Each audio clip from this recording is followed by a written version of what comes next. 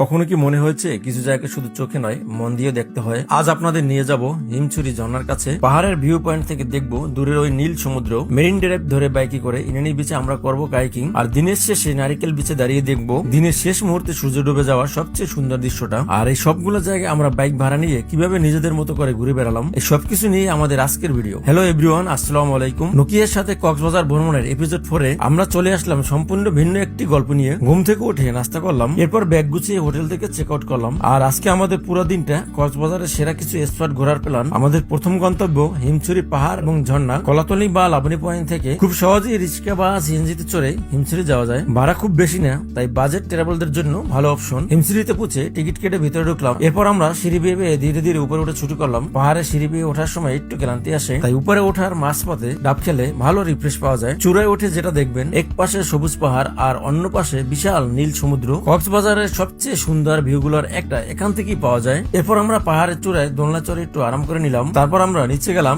হিমছড়ি ঝর্ণা দেখতে। বর্ষাকালে ঝর্ণাটা সবচেয়ে সুন্দর থাকে, তবে শীত বা অন্য সময়ে ভিজে ছবি তোলার মজাটাই আলাদা। এরপর রিস্কায় করে রওনা দিলাম কলাতলি বিচের দিকে। আর এই কলাতলি বিচটি কিন্তু সবসময় ব্যস্ত থাকে, হাঁটাহাঁটি, গোসল বা ছবি তোলা সবকিছুর জন্যই পারফেক্ট। এখানে কিছু সময় কাটিয়ে দুপুরের লাঞ্চ সেরে নিলাম, কারণ সামনে ছিল লং রুট ট্রাভেল। লাঞ্চের পরে রিস্কায় চড়ে চলে এলাম কক্সবাজার ভাঙ্গার পয়েন্টে। যারা বাইক ভাড়া নিতে চান তাদের জন্য এই জায়গাটা কিন্তু সবচেয়ে পরিচিত। এখানে ঘন্টা হিসাবে বাইক স্কুটি পাওয়া যায়। আমরা নিয়েছিলাম ঘন্টা প্রতি 150 টাকায়। কাগজপত্রে সাইন করে বাইক নিয়ে রওনা দিলাম মেরিন ড্রাইভ ধরে ইনানির দিকে। মেরিন ড্রাইভ কিন্তু কক্সবাজারের সবচেয়ে সুন্দর রাস্তা। বর্তমানে কিছু জায়গায় কাজ চলছে, তাই ধুলাবালি আর ভাঙা ছিল। কাজ শেষ হলেই এই রাস্তাটা হতে যাচ্ছে টুরিস্টদের জন্য স্বপ্নের রাস্তা। ইনানি বিচে পৌঁছে একদম অন্যরকম একটা পরিবেশ। এখানে ভিড় কম, চারপাশে অনেক শান্ত। যারা নিরিবিলি জায়গা পছন্দ করেন তাদের জন্য ইনানি বিচ একদম পারফেক্ট প্লেস। আর এখানেই 200 টাকায় আধা ঘন্টার জন্য বোট ভাড়া করে আমরা কাইকিং করলাম। সমুদ্রের উপর নীরবে ভাসতে ভাসতে এই অভিজ্ঞতাটা জীবনে একবার হলো সবাই নেওয়া উচিত। এরপর চলে গেলাম বিচ বাইক ভাড়া নেওয়ার জন্য। মাত্র 500 টাকা বিচ বাইক ভাড়া নিয়ে আমরা সানসেট দেখার জন্য রওনা দিলাম নারিকেল বিচে। নারিকেল বিচের সবচেয়ে বড় আকর্ষণ হলো বালুর উপরে মনের মতো করে বাইক চালানো